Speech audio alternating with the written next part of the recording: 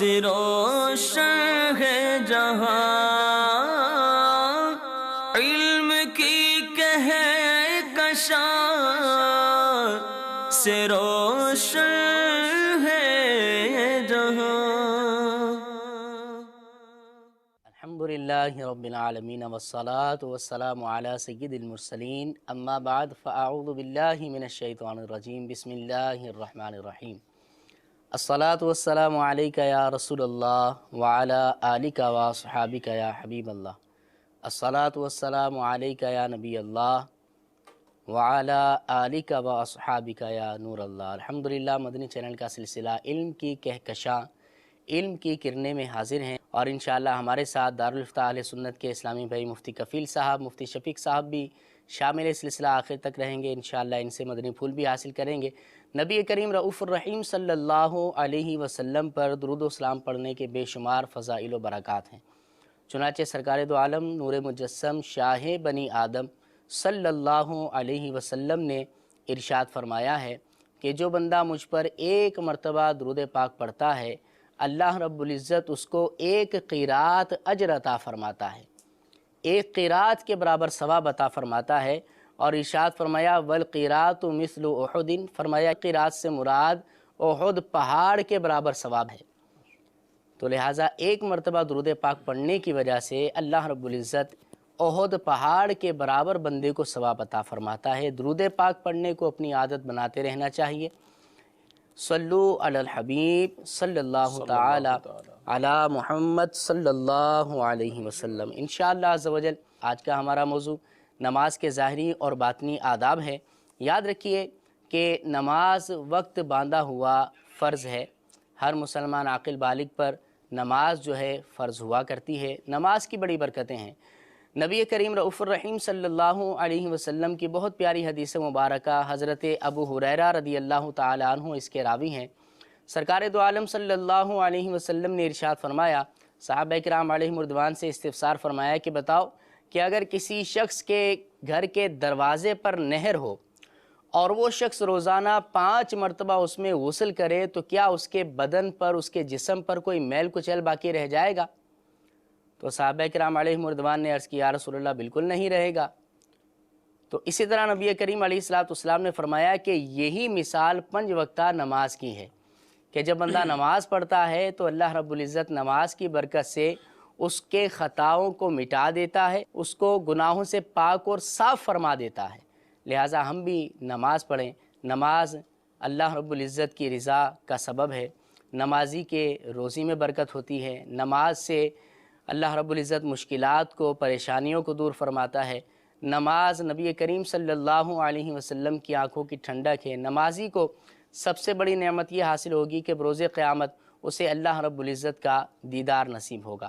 لہٰذا نماز ہمیں پڑھتے رہنا چاہیے۔ نماز کی فضیلت کیا ہے، نماز کے ظاہری اور باطنی آداب کیا ہیں، نماز پڑھنے کے اندر ہمیں کن کن باتوں کا خیال رکھنا چاہیے، نماز میں خشوع اور خضوع کیسے حاصل کیا جا سکتا ہے، قبولیت نماز کا معیار کیا ہے، اسی طرح نماز کی حکمتیں کیا ہیں، نماز کو افضل ترین عبادت کہا جاتا ہے، اس کی کیا وجہ ہے، یہ ساری باتیں اپنے سلسلے میں شامل کریں گے۔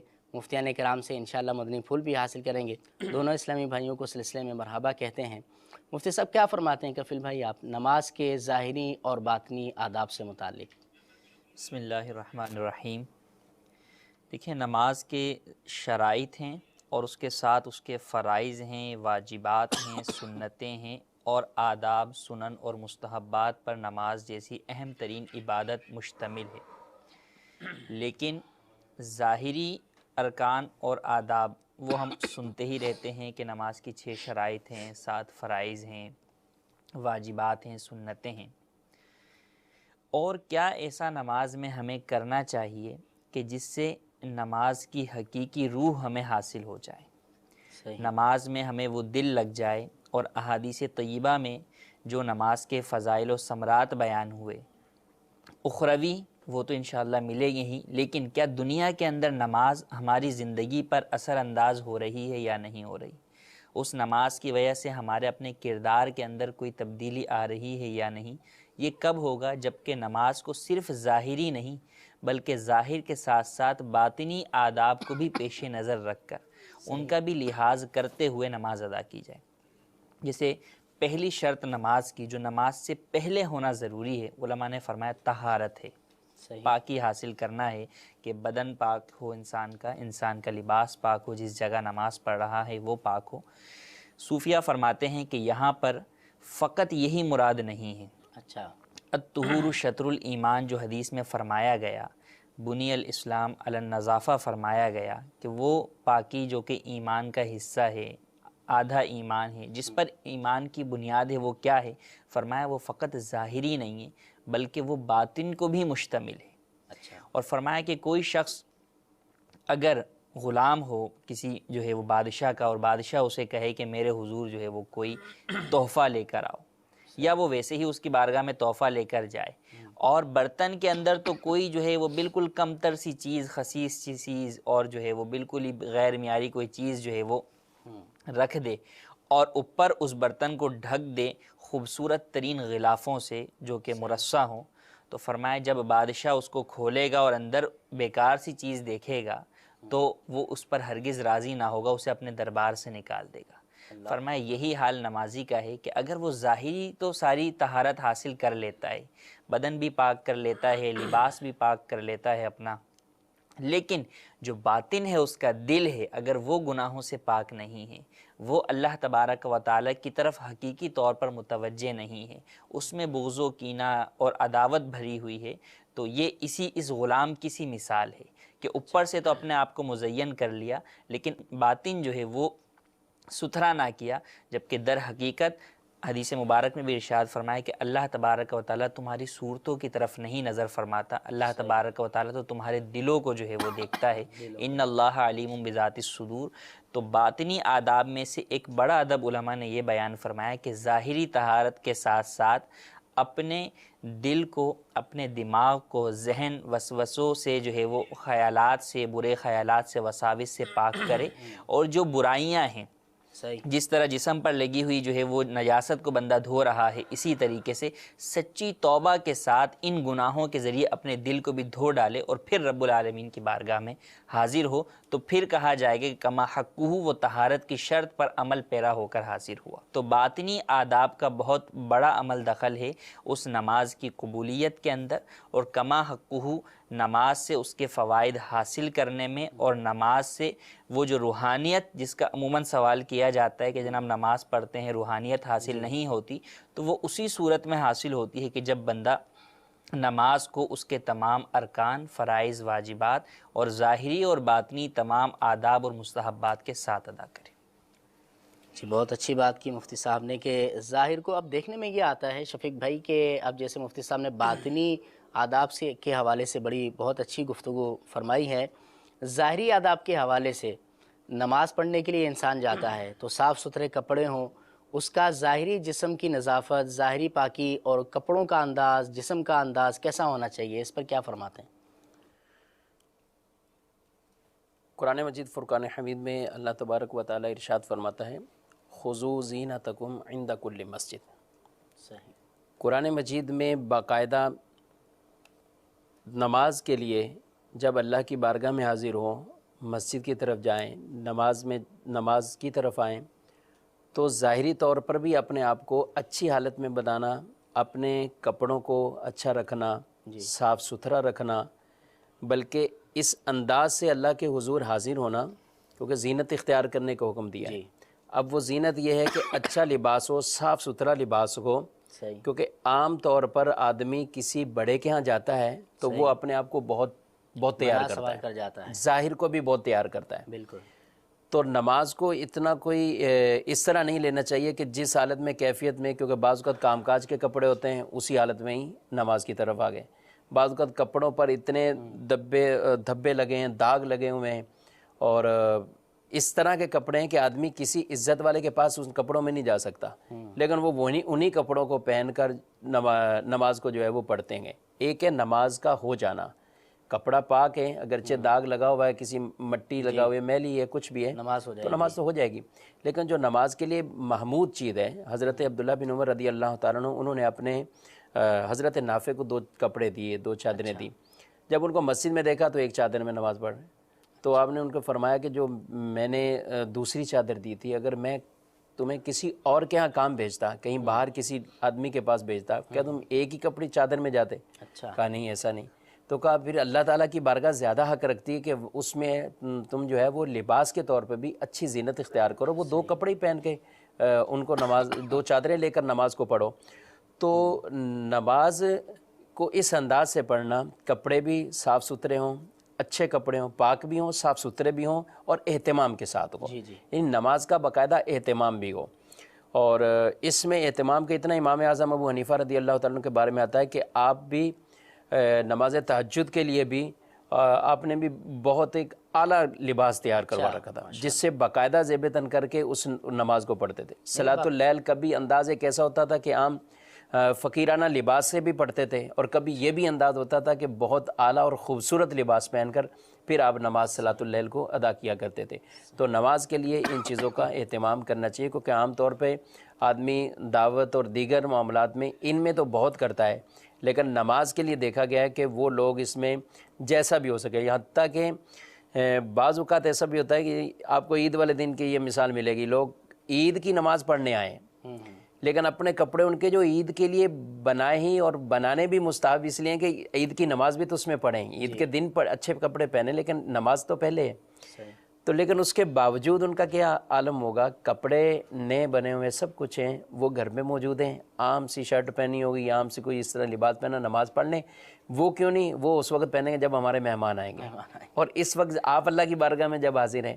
تو اس طرح ہر نماز میں، یہ کوئی عید کی خصوصیت نہیں، عام نماز میں بھی تو کم از کم ایسے ہوں کہ صاف ستھرے کپڑے ہوں، ایسی اچھی اور جائز زینت اختیار کر کے نماز کو پڑھنا چاہیے۔ بالکل پڑھنا چاہیے۔ البتہ بعض اوقات ایسے کپڑے ہوتے ہیں کہ ایسے چمکیلے یا بھڑکیلے کپڑے یا ایسے نقش و نگار والے کپڑے کہ جو کپڑے ہی اس کو نماز میں غافل کر دیں، تو ان کو نہیں اختیار کرنا چاہیے، اس کی بھی باقاعدہ ممانعت کے اقوال فرمائے گئے۔ کپڑوں کے ساتھ ساتھ پھر خود اپنا حلیے کی طرف بھی غور کریں کہ کس لباس، ایک تو ہے لباس میں حاضر ہونا، ایک آپ کے کس انداز میں حاضر ہو رہے ہیں۔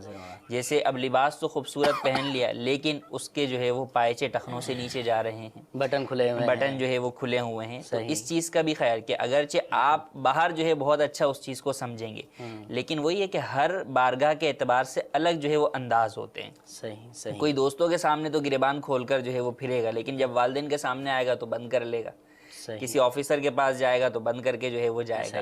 تو اسی طرح جب بارگاہ الہی میں حاضر ہو رہے ہیں تو اب وہاں جو چیزیں ناپسندیدہ ہیں، جن کے بارے میں احادیث کے اندر وعیدیں آئیں کہ جو شخص جو ہے وہ تکبر کی نیت سے جو ہے وہ اپنا پاجامہ لٹکائے یا جو ہے وہ تہبند لٹکائے تو جہنم میں ہے اس کی وہ۔ تو اب ان چیزوں سے کا بھی خیال رکھنا ضروری ہے کہ بارگاہ الہی میں جا رہے ہیں تو کیا میں نے اسلامی اعتبار سے لباس بھی پہنا ہوا ہے۔ یہاں تک علماء نے فرمایا کہ میدان جنگ کے اندر گویا بندہ نماز کے اندر ہے تو اسلامی وردی اختیار کر لے۔ فرمایا کس طرح؟ فرمایا داڑھی رکھے، کہ یہاں پر جو ہے وہ اس کے لیے داڑھی ویسے ہی جو ہے وہ واجب ہے، لیکن اب بارگاہ الہی کے اندر حاضر ہو رہا ہے، کیونکہ جو داڑھی منڈانا ہے یہ تو شیطان کا کام ہے، یہودیوں کا جو ہے وہ انداز ہے۔ تو جب تو اللہ کی بارگاہ میں حاضر ہو رہا ہے تو اس بارگاہ میں کیسے پتہ چلے گا کہ تو اللہ والا ہے، اللہ تبارک و تعالیٰ کے گروہ میں شامل ہے یا شیطان والے گروہ میں ہے؟ گروہ میں حاضر تو رب تعالیٰ کے ہوا ہے، لیکن صورت شیطان جیسی بنائی ہوئی ہے۔ تو اللہ کہیں یہ نہ ہو کہ اس صورت کی وجہ سے ہی تجھے دھتکار دیا جائے، قطع نظر اس کے کہ آگے تیری عبادت قبول ہو۔ تو انداز، لباس اور اپنی تمام چیزیں وہ رکھی جائیں جو اللہ تبارک و تعالیٰ اور اس کے حبیب علیہ الصلوۃ والسلام کو پسند ہو۔ اور دوسری ساتھ یہ کہ ایسے لباس بعض اوقات ہوتے ہیں کہ دوسروں کے لیے بھی تکلیف کا باعث بنتے ہیں۔ ایک تو یہ کہ اپنی نماز اس کی جیسی ہے، دوسروں کے لیے بھی تکلیف کا باعث۔ وہ کیسے؟ نماز پڑھنے مسجد میں گیا تو ایک آدمی کو اچانک دیکھا، جب پہلی اول وہلہ یعنی اچانک نظر پڑی اس پہ تو میں خود گھبرا گیا کہ یہ آدمی کس کپڑے تھے۔ اب اس کی پان کی وہ ٹھیلا ہے، شاپ ہے، اور وہ عموماً پان بنانے والا کچھ نہ کچھ پہنتا ہے، لیکن شاید اس نے اوپر کا بھی کوئی اس کا اپر ایسا پہنا ہوا نہیں تھا۔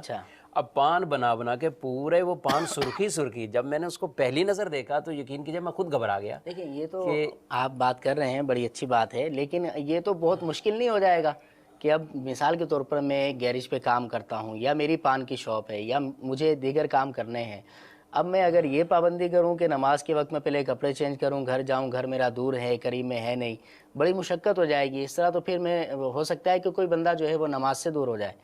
تو اور ایک تو اس کے بارے میں بتائیں کفیل بھائی، اور دوسری بات یہ ہے کہ اب اگر اس حالت میں کوئی شخص مسجد میں آ ہی جاتا ہے، اس کے ساتھ دوسروں کا برتاؤ کیسا ہونا چاہیے؟ دیکھیں، اول تو یہ ہے کہ جو آپ نے کہا نا کہ میں یوں کروں نہیں کروں، آپ ایسے افراد کو دیکھیں جو گیریج کا کام کرتے، صبح جب وہ گھر سے نکلتے ہیں نا بڑے صاف ستھرے ہو کے، اور جب واپس گھر لوٹتے ہیں جب بھی بہت صاف ستھرے ہوتے ہیں، کہ ان کو پتہ ہوتا ہے کہ جا کر دکان کے اوپر ایک لباس ہے جو کام کا ہے، وہ تبدیل کر لیتے ہیں، اور آتے ہو جاتے ہوئے گھر پہ وہ صاف ستھرا لباس ہی جو ہے وہ پہن کر آتے جاتے ہیں۔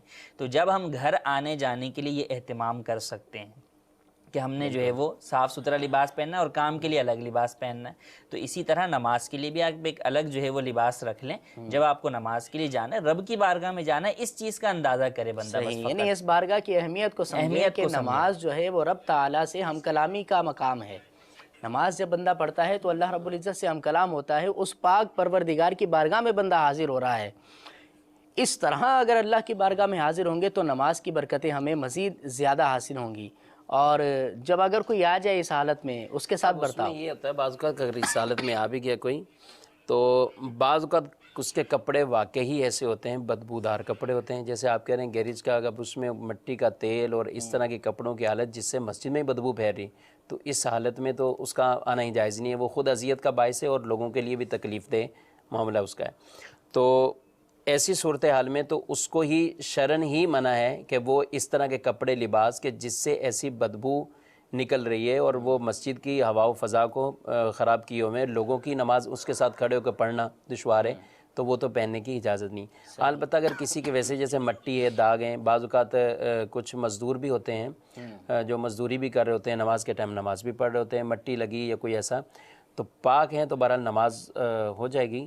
اور یہ اس نمازی کو ہم ضرور کہہ رہے ہیں کہ اس کو یہ خیال رکھنا چاہیے کہ اللہ کے حضور حاضر ہو رہا ہے تو کم از کم اپنے قمیص وغیرہ کوئی ایسا کپڑا یعنی اس کو چینج کر لیا جائے نماز کے ٹائم، یہی بہتر اس میں۔ جی، مدنی چینل کے ناظرین، میں آپ کو مدنی مشورہ یہ دوں گا کہ امیر اہل سنت کا مکتبۃ المدینہ کا بہت ہی پیارا رسالہ ہے، مسجدیں خوشبودار رکھیے۔ اس رسالے کو آپ مکتبۃ المدینہ سے ہدیۃً طلب بھی کر سکتے ہیں، اور اس کے ساتھ ساتھ دعوت اسلامی کی ویب سائٹ سے فری آف کاسٹ آپ اس کو ڈاؤن لوڈ بھی کر سکتے ہیں۔ انشاءاللہ اس رسالے کو پڑھیں گے تو مسجد کے ساتھ محبت بھی پیدا ہوگی، دل میں مسجد کی محبت بڑھے گی، اور اس کے ساتھ ساتھ انشاءاللہ مسجدوں کو خوشبودار رکھنے کا بھی ذہن بنے گا، پاک اور صاف رکھنے کا ذہن بنے گا، اپنے بدن اور لباس کو بھی پاک اور صاف کر کے نماز میں حاضر ہونے کا ذہن بنے گا۔ اس رسالے کو ضرور مطالعہ کریں، چند ہی صفحات کا یہ رسالہ ہے، بہت ہی شاندار، بہت ہی عمدہ یہ رسالہ ہے، مسجدیں خوشبودار رکھیے۔ کچھ مدنی چینل کی ناظرین کی کالز کو شامل کرتے ہیں اور دیکھتے ہیں کہ وہ ہمارے ساتھ ہمارے سلسلے میں کس طرح شامل ہیں۔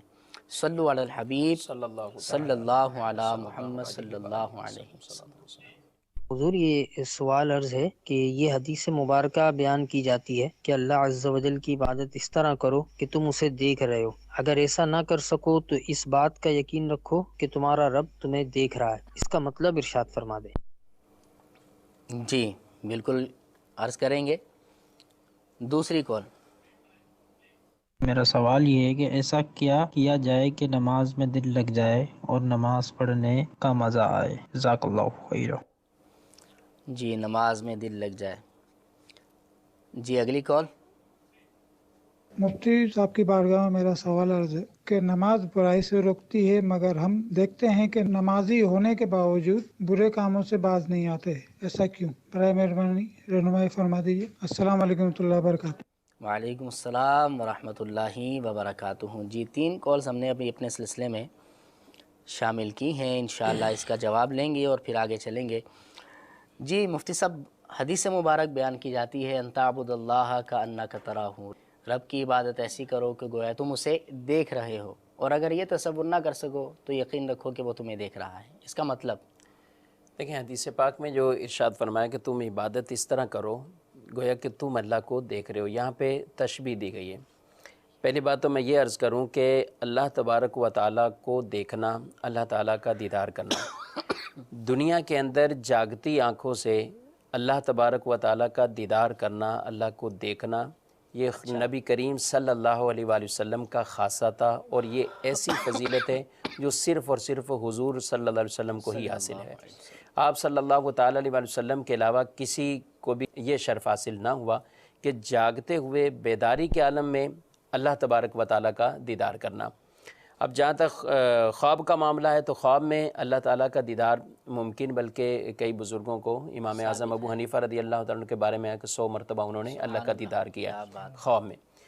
اور جنت میں ہر اہل جنت کو اللہ تعالیٰ کا دیدار ہوگا، تمام جنتی اللہ تعالیٰ کا دیدار کریں گے. صحیح. تو اب جو حدیث پاک میں ارشاد فرمایا کہ ایسی عبادت کرو گویا کہ تم اللہ کو دیکھ رہے ہو، تو یہاں ایک تشبیہ دی گئی ہے. اس کا مطلب یہ ہے جو علماء نے بیان کیا کہ اگر تم اللہ کو دیکھتے، یعنی اگر تم اللہ کو دیکھتے تو تمہارے خوف کی، تمہاری خشیت کی، تمہارے ڈرنے کی، تمہاری دل جمی کی، تمہاری اس وقت ایک جسم پر اپنا ایک لرزہ آنا، ایک کپکپی آنا، ایک انداز ہونا، بڑا عاجزانہ مسکینانہ انداز، اگر تم دیکھتے تو تمہاری کیا کیفیت ہوتی، کیا حالت ہوتی. تو وہی تصور بناؤ کہ گویا کو اللہ کو دیکھ رہے ہیں، یعنی اللہ کو گویا کہ دیکھ رہے ہیں. اگر تم دیکھتے تو تمہاری کیا کیفیت ہوتی. تو اس سے مراد یہ ہے کہ اگر دیکھتے تو اس وقت تمہارا خوف کیسا ہوتا، تمہارا پھر اللہ کے حضور حاضر ہونا کیسا ہوتا. تو اس انداز سے اس کو یہاں پہ تفہیم کیا گیا یا سمجھایا گیا. مثال کے طور پہ آپ ذرا اس کو یہ لے لیں کہ ایک بہت بڑا کوئی آفیسر ہو، بلا تشبیہ یہ بات عرض کر رہا ہوں، کوئی بہت بڑا آفیسر ہے اور کوئی بہت بڑا کسی ملک کا وزیر اعظم ہے، کوئی وزیر ہے.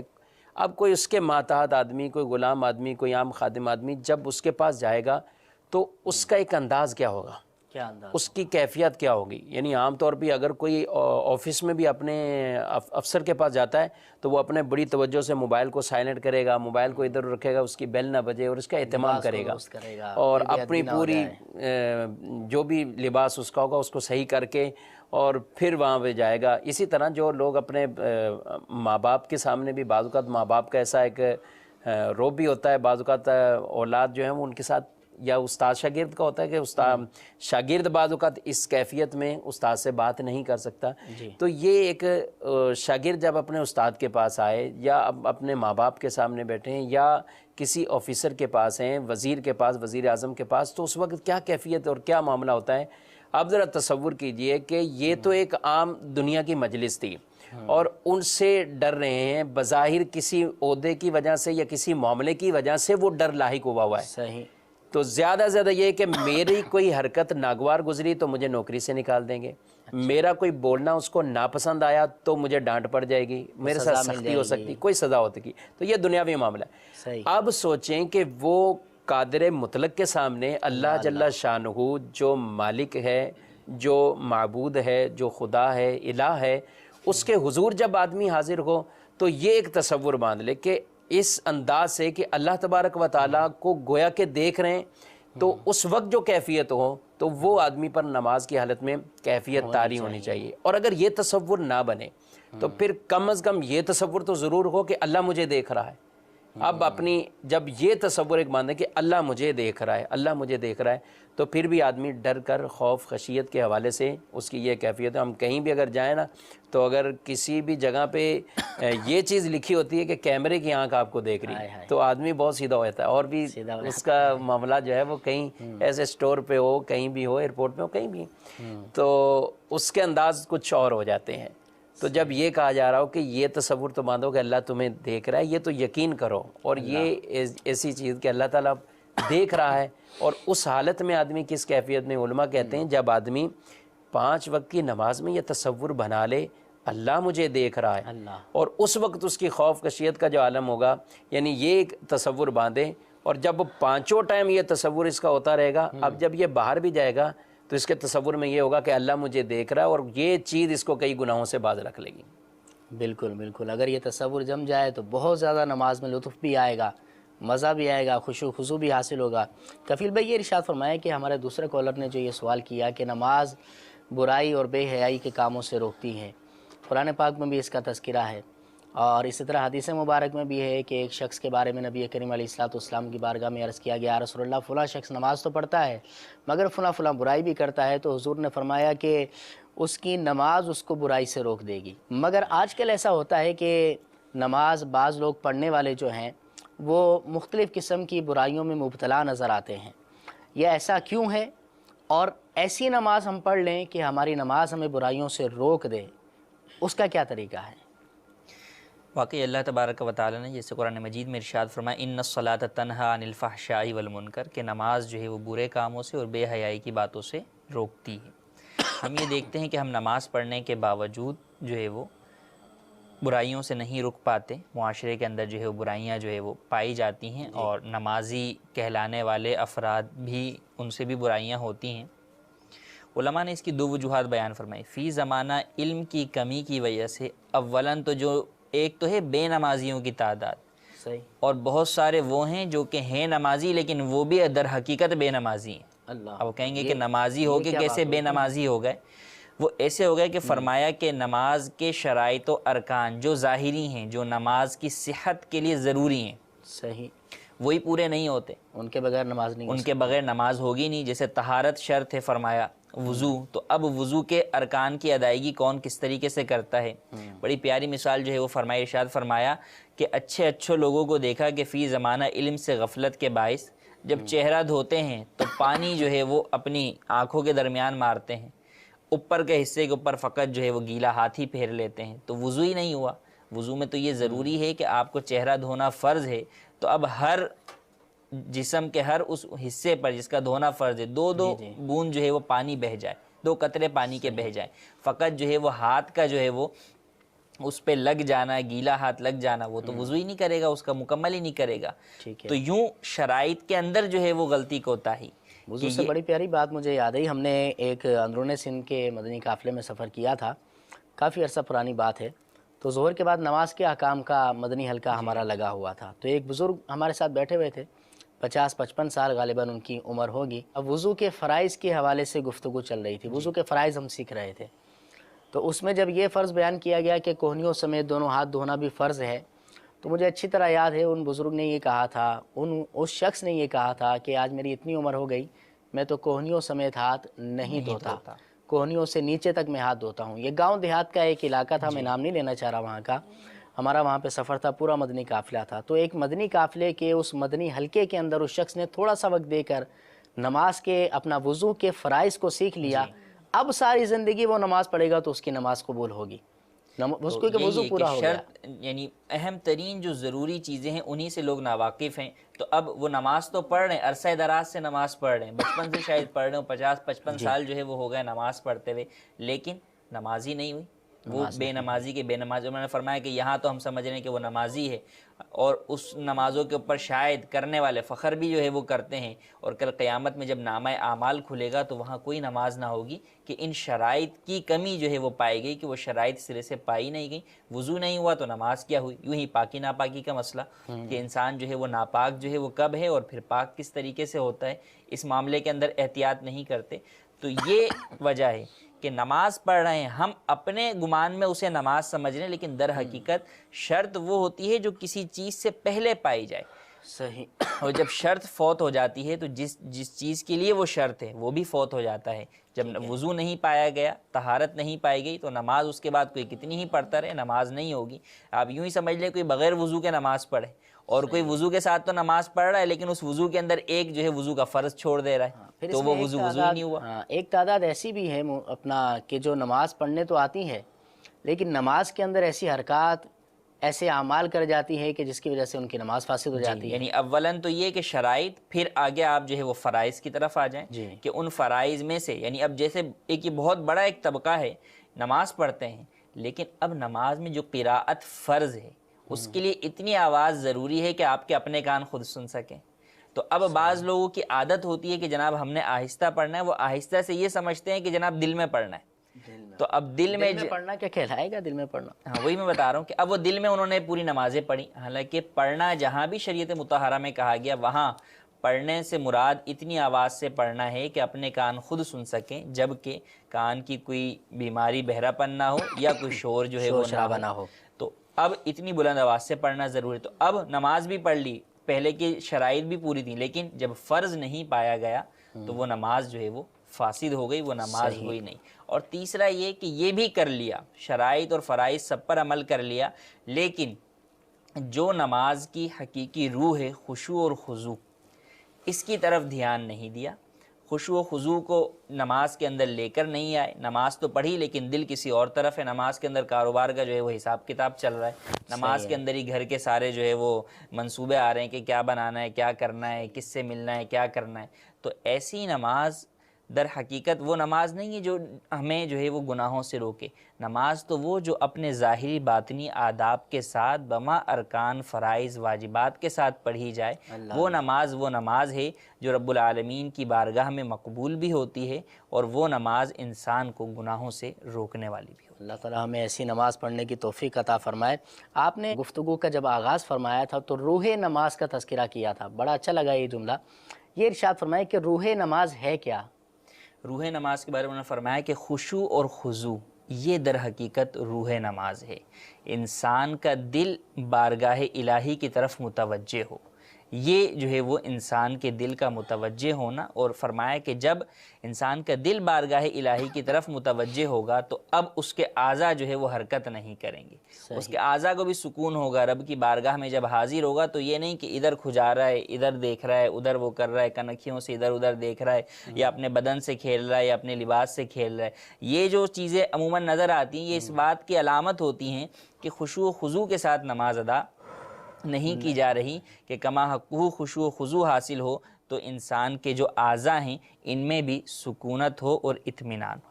یہ شفیق بھائی یہ ارشاد فرمائیں کہ اب خشوع خضوع مفتی صاحب نے کفیل بھائی نے ذکر کیا ہے, خشوع خضوع ہوتا کیا ہے اور اس کے حاصل کرنے کا طریقہ کیا ہے, ہم کیسے اس کو حاصل کر سکتے ہیں؟ دیکھیں خشوع خضوع عام طور پر اس کا ایک تو یہ ہے کہ ظاہری طور پر اپنے آپ کو پورا نماز کی شرائط, واجبات, مستحبات اور دیگر آداب ان چیزوں کا ظاہراً بھی خیال کرنا, بالکل اپنے آپ کو گڑ گڑاتے ہوئے اللہ کے حضور حاضر رکھنا, یعنی باطنی طور پر بھی اپنے آپ کو اللہ کے حضور حاضر رکھنا. نہیں گڑ گڑاتے ہوئے کیا اب گڑ مطلب؟ گڑاتے نماز میں قلبی طور پر وہ دل جمی کے ساتھ نماز کو پڑھنا, قلبی طور پر حاضر رہنا, خام اگر زبان سے رونے کی آواز نکل آئے منہ سے نماز میں, نماز کے حوالے سے تو اس میں یہ اگر نماز کی محبت میں رو رہا ہے, کوئی نماز کے لیے رو رہا ہے, یا نماز میں قرآن پاک کی تلاوت سن رہا ہے اور اس کے ہم نے دیکھے ذوق ہیں میں, ایسے حفاظ کرام کے جو رمضان کی آخر میں تراویح پڑھا کرتے ہیں تو ہچکیاں بن جاتی ہیں ان کی. بلکہ نبی کریم صلی اللہ علیہ وسلم کے حضرت حذیفہ رضی اللہ تعالیٰ عنہ کے جو حدیث میں بیان فرمایا کہ حضور صلی اللہ علیہ وسلم کی عبادت کا معاملہ, تو آپ فرماتے ہیں ایک راز میں جب حضور کے ساتھ تھا تو آپ نے جب نماز پڑھی تھی جس میں آپ نے سورہ بقرہ, سورہ آل عمران اور سورہ نساء یہاں تک کہ ان کو تلاوت فرمایا. آپ فرماتے کہ نبی کریم علیہ السلام جب تلاوت فرماتے تھے تو آپ کے قلب مبارک سے جو آواز آتی تھی وہ ایسی آتی تھی کہ جیسی کوئی دیگچی پکانے کے لیے چولہے پر رکھی ہوئی, اس کی جو آواز آتی تھی یہ دل کا گڑ گڑانا تھا, یعنی یہ محسوس ہوتی تھی کیفیت اور یہ آواز. تو ان طور پر حاضر رہنا, یہ حاصل کیسے ہوگا؟ یہ ہم اس طرح کی جب باتیں سیکھیں گے, حضور علیہ الصلوۃ والسلام کے نماز پڑھنے کے انداز, قرآن مجید میں اللہ تعالیٰ نے ان کی تعریفیں فرمائی ہیں, قد افلح المؤمنون الذین هم فی صلاتهم خاشعون. وہ مومن کامیاب ہوئے. کون سے مومن؟ کہ وہ کامیاب مومن ہوئے کہ جو اپنی نمازوں میں خشوع کرنے والے ہیں, اپنی نمازوں میں اللہ کے حضور حاضر ہیں اور ڈرنے والے ہیں, اپنی نمازوں کو اس طرح یعنی نماز کے اندر ایسے صاحب کرنے والے نہیں کہ ان کی نماز کی طرف توجہ ہی نہیں ہے, نماز کی طرف وہ التفات ہی نہیں کر رہے.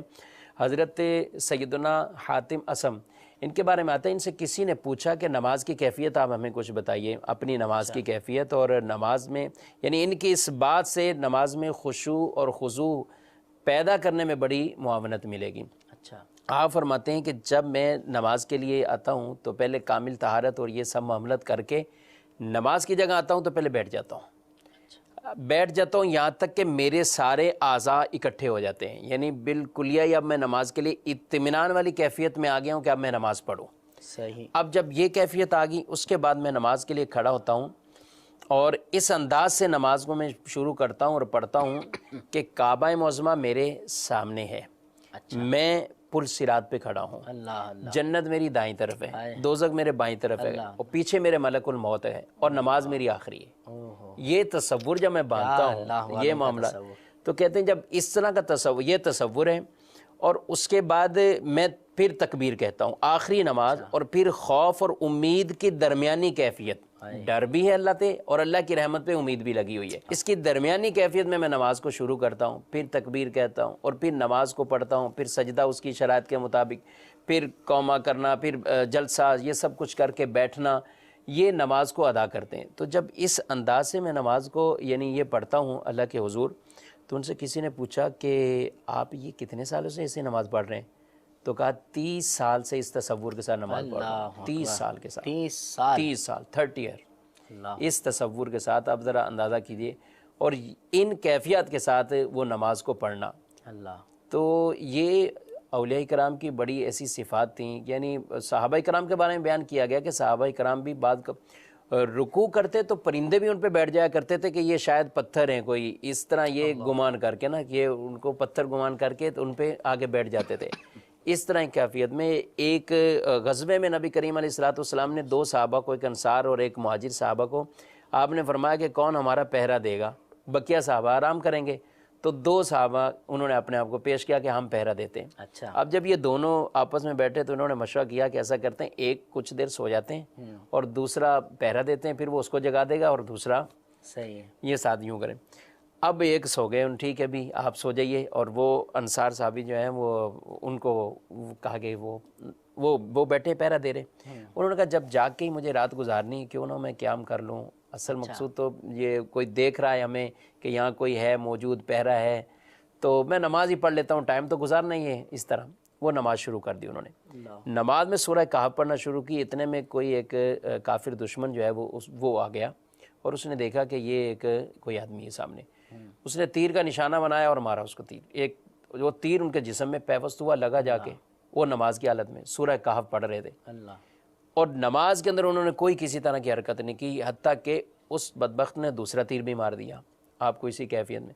پھر یہاں تک کہ تیسرا تیر بھی آپ کو لگ گیا. تو پھر آپ نے نماز کو مختصر کیا اور وہیں صورت کو روک دیا اور فوراً اپنے بھائی کو جگایا کہ کوئی آ گئے ہیں. اس طرح جب وہ بھی اٹھے تو پھر وہ دوڑ گیا. اس نے دیکھا کہ یہ تو ایک نہیں ہے, تو یہاں تو کئی موجود آ گئے ہیں, تو اس صحبت سے وہ بھی دوڑ گیا. کیسا نماز بتانا یہ عرض کرے کہ وہ صحابی کہتے ہیں اگر مجھے رسول اللہ صلی اللہ علیہ وسلم کی دی ہوئی اس امانت کا پاس نہ ہوتا کہ میں نے پہرا دینا ہے, تو میں اپنی صورت پڑھے بغیر جو ہے وہ نماز مکمل نہ کرتا. یعنی اس حالت میں بھی 3 تیر پیوست ہو چکے ہیں جسم کے اندر. تو وہ کہتے ہیں میں صورت میری ختم نہیں ہوتی, میں اس صورت کو پڑھ کے پھر اپنی نماز کو جو ہے میں ختم کرتا. تو یہ بھی ایک انداز ہے.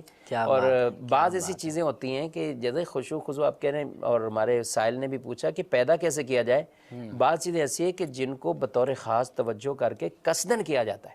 اب نماز میں جیسے ہم قصدن کئی چیزوں کو خیال قصدن لاتے ہیں. اب امام صاحب تلاوت کر رہے ہیں, ہمیں قصد یہ نہیں کرتے کہ ہماری توجہ قرآن کے طرف جائے, ہماری توجہ نماز کی طرف.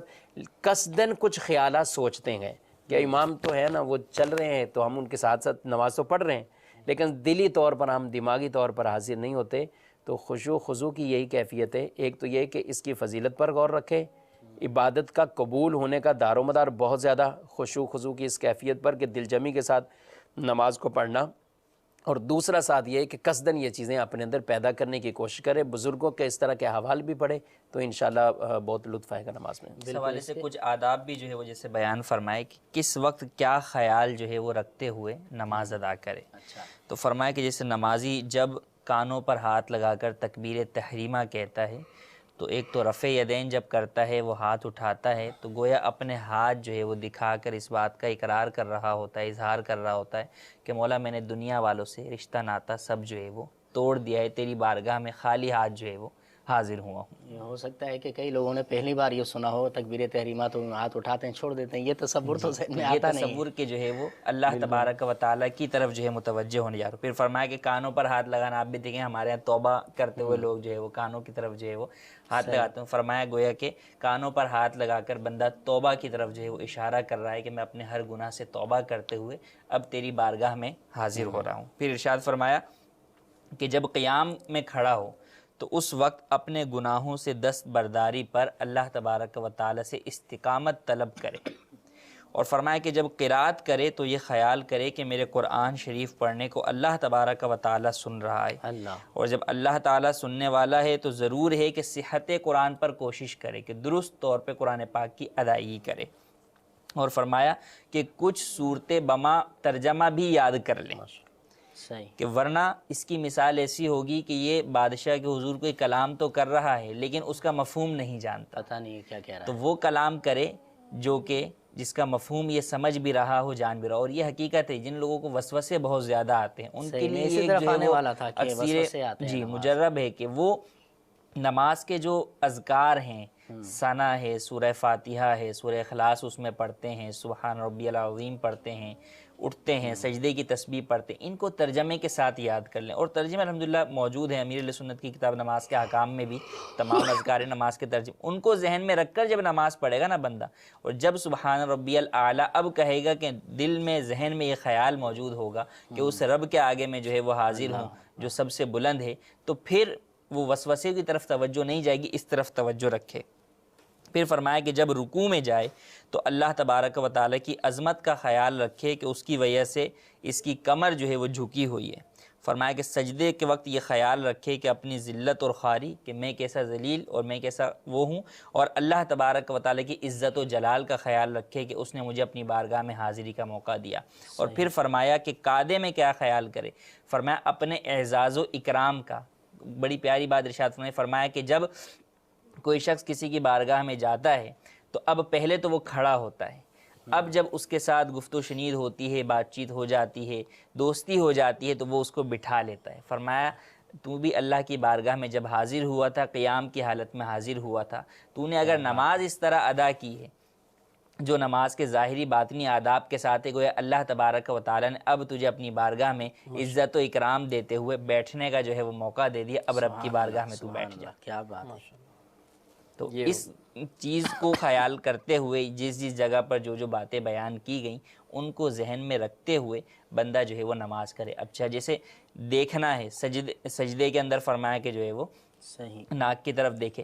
اب نماز پڑھنے میں آپ یہ بھی دیکھیں کہ استقبال قبلہ کی جو ایک بیان کی گئی کہ ہم جو ہے وہ استقبال قبلہ شرط ہے نماز کی. تو اب اگر کوئی شخص کعبۃ اللہ شریف کے پاس نماز پڑھ رہا ہے، مسجد الحرام میں، تو اب کعبۃ اللہ کو دیکھ کر جو ہے وہ نماز ادا کرے کہ کعبۃ اللہ کو دیکھنا بھی عبادت ہے.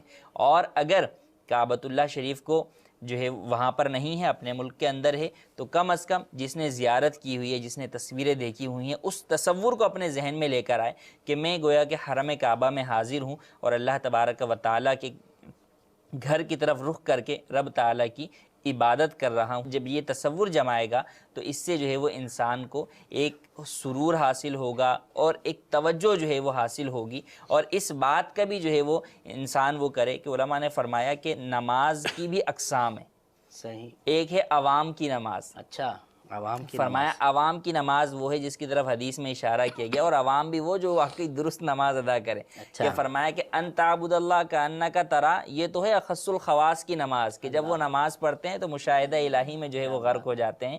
فرمایا عوام کے لیے فرمایا کہ فإن لم تکن ترا فإنہ یراک، تو کم از کم اس بات کا تو یقین رکھ کہ تو نماز اس طرح پڑھ کہ تیرا رب تجھے دیکھ رہا ہے. تو وہ تصور جو ہے وہ بندہ جمائے گا تو جبھی عوام کی وہ نماز ہوگی جو مقبول بارگاہ الہی ہوگی. علماء نے فرمایا کہ یہ کیسے پتہ چلے کہ ہماری نمازیں مقبول ہیں.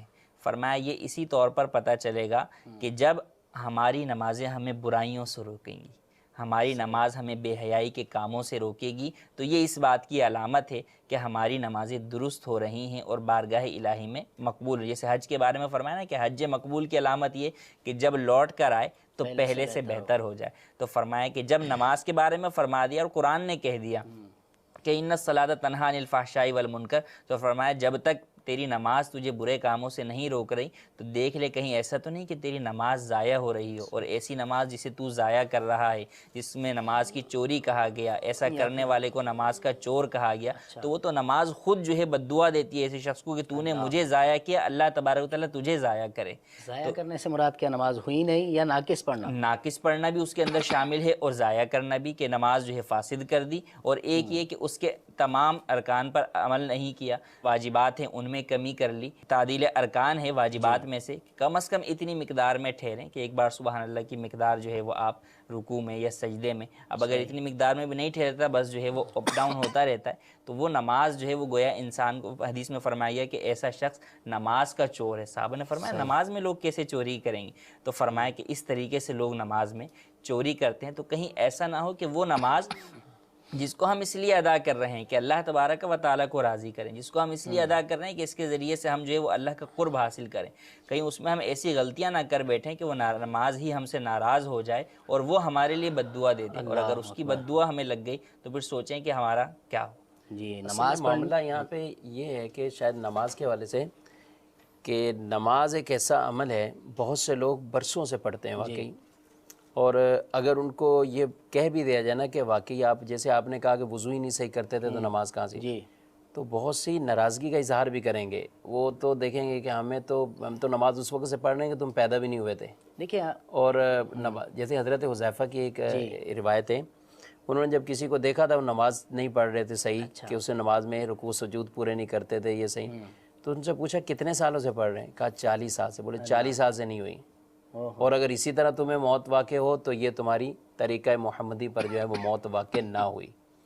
تو نماز میں کچھ ایسی تو واضح ظاہری غلطیاں ہیں۔ ایک نماز عمل ایسا ہے جو معذرت سے یہ یعنی نماز ایسا معاملہ ہے باقاعدہ سیکھ کرنی پڑی ہوتی، نماز پڑھتے نہیں ہیں، دیکھ دیکھ کے نماز کو سیکھتے ہیں، اور وہ شروع سے ہی جیسے بچے گئے مسجد میں تو بس دیکھا کہ ٹھیک ہے یہ قیام ہے، یہ رکوع ہے، یہ تو ایک تعداد ہے۔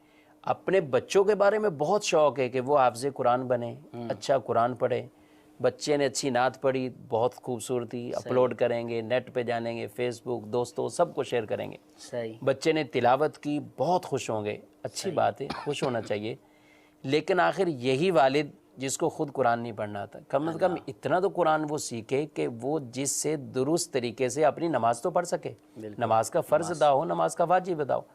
رسول اللہ صلی اللہ علیہ وسلم نے نماز پڑھتے ایک آدمی کو دیکھا، آپ نے بلایا، جب وہ آئے تو انہوں نے سلام کیا، آپ نے بلایا، فرمایا صلی فإنک لم تصلی، نماز پڑھ، تیری نماز تو ہی نہیں۔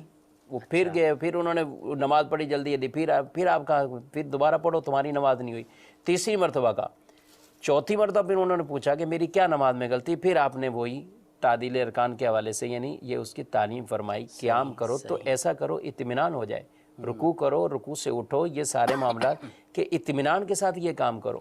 تو کئی چیزیں ایسی ہیں کہ ہم تو آج نماز کے باطنی آداب پہ بھی بات جو گفتگو کر رہے تھے، خشوع ہونا، خضوع ہونا، یہ کیفیات کا پیدا ہونا ایک باطنی امور میں سے، یہاں تو ظاہری طور پہ اتنے معاملات ہیں کہ ظاہراً ہی نماز نہیں ہو رہی ہوتی، تو اس لیے قصداً ان چیزوں کو باقاعدہ سیکھنا چاہیے، کم از کم اپنی نماز کو کسی اچھے قاری صاحب کو، آپ کے مسجد کے امام صاحب ہوں، یا بلکہ ہمارے پاس اتنی بہترین سہولت موجود ہے الحمدللہ، بکثرت مساجد کے اندر مدرسۃ المدینہ بالغان، جس کے اندر بڑی عمر کے افراد باقاعدہ نماز جو ہے وہ وہاں پر قرآن سیکھتے ہیں، دعائیں سیکھتے ہیں، نماز بھی سیکھتے ہیں۔ مدنی قافلے ایک بہت اچھا ذریعہ ہوتا ہے جس میں نماز اچھی طریقے سے سیکھ سکتے ہیں۔ الحمدللہ اپنے دعوت اسلامی کے مدنی ماحول میں فیضان نماز کا کورس ہوتا ہے ماشاءاللہ، اور صرف 7 دن کا یہ کورس ہے۔ مدنی چینل کے ناظرین، آپ سے بھی میں یہ عرض کروں گا، آپ نے نماز سیکھنی ہے، اب تک آپ کی جتنی بھی عمر ہو چکی ہیں، آپ جوان ہیں، بوڑھے ہیں یا بچے ہیں، آپ سن رہے ہیں،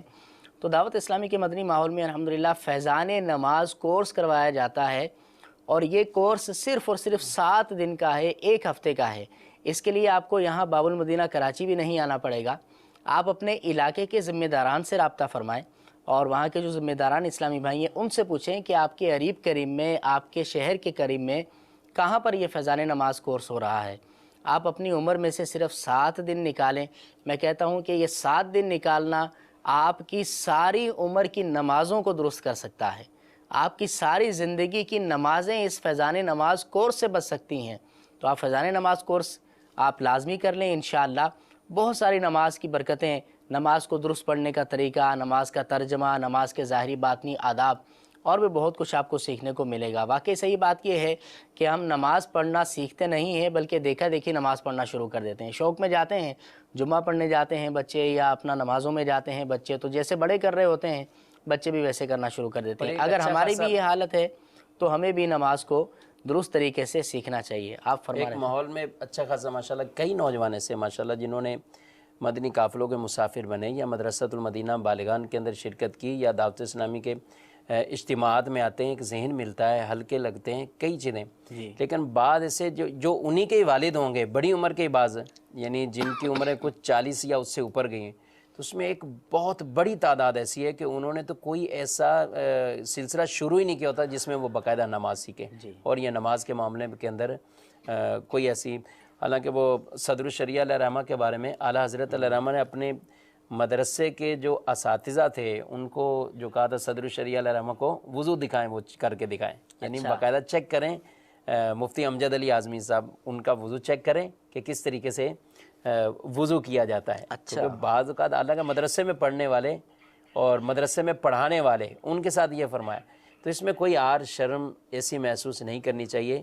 اگر آپ کو کورس میسر نہیں بھی ہے، آپ اپنی نماز کو بچانے کے لیے آپ اپنے مسجد میں ہی کہیں ایسے رابطہ کیجئے، اور انشاءاللہ ضرور کچھ ایسے مل جائیں گے کہ جس کی وجہ سے فائدہ یہ حاصل ہوگا کہ کم از کم وہ آپ کی نماز سن لیں، نماز آپ کو بتا دیں، آپ کو کچھ نماز کے بارے میں باتیں سکھا دیں، اور جب یہ چیزیں ہم سیکھ لیں گے تو پھر انشاءاللہ نماز بھی بہت بہتر طریقے سے اور اعلیٰ طریقے سے ادا۔ جب آدمی کو پتہ چل جائے گا نا میں کیا بات کر رہا ہوں، تو پھر وہ اچھی طرح اس بات کو، یعنی نماز کی تلاوت کو، قرات کو، تسبیحات کو، اتحیات کو، اس کو درست طریقے سے انشاءاللہ پڑھنے میں اس کو بڑی کامیابی ملے گی۔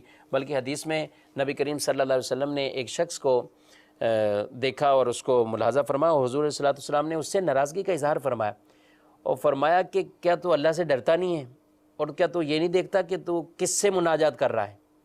اور کہا کہ جب تم میں سے کوئی اللہ کے ساتھ مناجات کر رہا ہے تو اس کو یہ وہ دیکھے کہ وہ کس سے، اپنے رب سے مناجات کر رہا ہے۔ تو جب رب تبارک و تعالیٰ کے ساتھ مناجات کر رہا ہے تو پھر اس کے تقاضے بھی پورے کرے۔ حضور صلی اللہ علیہ وسلم فرمایا، آپ فرماتے ہیں، اور کتنی خوبصورت بات ہے، یہ آپ کا علم بھی ہے، حضور فرماتے ہیں کہ میں جس طرح سامنے سے دیکھتا ہوں میں تمہیں پیٹھ کے پیچھے سے بھی ایسے دیکھتا ہوں۔ اب وہ نماز کی آخری صفوں کے اندر، اس میں انہوں نے نماز کے اندر کوئی غلطی کی، آپ صلی اللہ تعالیٰ علیہ وسلم نے ان کو تنبیہ فرمائی، اور حدیث میں ارشاد فرمایا گیا کہ جب آدمی نماز پڑھتا ہے، نماز میں کسی اور طرف ادھر ادھر جاتا ہے، التفات کرتا ہے، اللہ تبارک و تعالیٰ اس بندے کے بارے میں اس کو یہ کہتا ہے کہ اے ابن آدم میں تیری طرف متوجہ ہوا، یعنی میری رحمت خاصہ تیری طرف متوجہ ہوئی ہے۔ اب آدمی تصور لے کے جاتا ہے کہیں اور، تو اللہ تبارک و تعالیٰ فرماتا ہے اے ابن آدم کیا مجھ سے بھی کوئی بہتر ہے جس کی طرف تو التفات کر رہا ہے؟ تو پھر اس کو جب کہا جاتا ہے، کہا کہ پہلی دفعہ اس کو یہ تنبیہ کی جاتی، گویا کہ کہا جاتا ہے، پھر وہ التفات کرتا ہے، پھر یہی کلمات کیا مجھ سے بھی کوئی بہتر ہے کہ جس کی طرف تو سوچتا ہے، التفات کرتا ہے۔ تو جب پھر بھی وہ باز نہیں آتا، ارشاد فرمایا کہ اللہ اپنی رحمت کو بھی اس سے موڑ لیتا ہے، اس سے پھیر لیتا ہے۔ تو اب آدمی خود ہی اس رحمت الہی یا سے محروم ہو رہا ہو، اور یہ ہمیں یہ نماز کا یہ باطنی ایک عمل ایسا سکھا رہے ہیں کہ نماز میں بھی آئیں اور اس میں بالقصد ایسے دماغ کے ساتھ حاضر ہیں، تو انشاءاللہ یہ ظاہری باطنی جب شرائط پوری ہوں گی تو نماز کی برکتیں بھی بہت حاصل ہوں گی۔ اپنی نماز کو درست کریں، اور چاہے تو کورس کر لیں، نماز کے احکام کو آپ حاصل کریں، وقتاً فوقتاً روزانہ اس کا ایک صفحہ پڑھ لیں۔ آپ کسی مدرسۃ المدینہ بالغار میں شرکت کر لیں، وہاں سے اپنی نماز کو درست کر لیں، تو اپنی نماز کو ری چیک کریں۔ انشاءاللہ نماز کو جب درست طریقے سے آپ پڑھیں گے تو یاد رکھیے کہ نماز مومن کی معراج ہے۔ نماز جو ہے وہ تمام مشکلات کا حل ہے، نماز سے جو ہے وہ پریشانیاں دور ہوتی ہیں۔ آپ مشکلات کا شکار ہیں، آپ نماز پڑھیں، اللہ نے چاہا تو آپ کی مشکلات آسان ہو جائیں گی، آپ کی بیماریاں دور ہو جائیں گی، آپ کو دنیا اور آخرت میں راحت اور سکون حاصل ہوگا۔ نماز جو ہے وہ دلوں کی ٹھنڈک ہے، آنکھوں کا چین ہے۔ تو اللہ رب العزت کی بارگاہ میں دعا ہے کہ ہمارے سلسلے کو اللہ رب العزت قبولیت کا درجہ عطا فرمائے، ہمیں بھی درست طریقے سے نماز پڑھنے کی توفیق عطا فرمائے، آمین بجاہ النبی الامین۔ صلو علی الحبیب صلی اللہ تعالی علی محمد صلی اللہ علیہ وسلم۔ علم کی کہکشاں سے روشن ہے جہاں، علم کی کہکشاں سے روشن